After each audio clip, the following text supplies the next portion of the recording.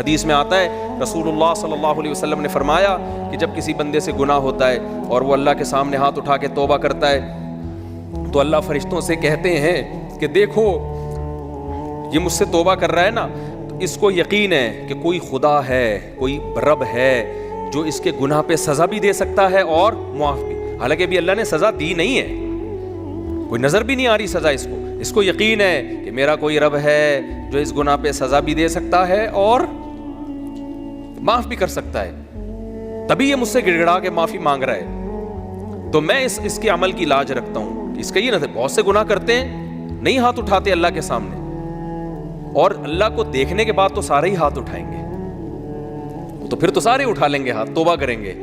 اللہ کہہ رہے ہیں دیکھا نہیں ہے اس نے، میری آیات پر ایمان لایا ہے، میری نشانیاں دیکھ کر، میرے پیغمبروں کی دعوت پر لبیک کہا ہے، تو اس عمل کی لاج رکھ کے میں اس کی توبہ کو قبول کروں گا۔ حدیث میں آتا ہے پھر وہ دوبارہ گناہ کرتا ہے، پھر دوبارہ اللہ کے سامنے آ کے معافی مانگتا ہے۔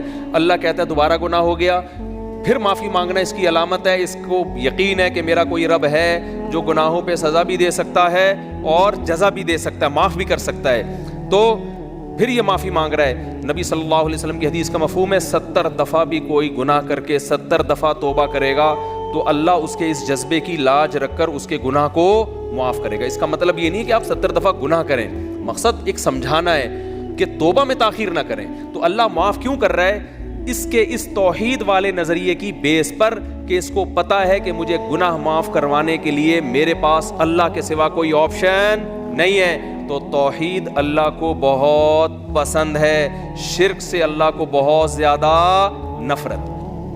تو یہ 4 شرطیں بھائی جس میں پائی جائیں گی، پھر وہ آپ عمل کرو گے تو عمل کیا کہلائے گا؟ از کالڈ اچھا۔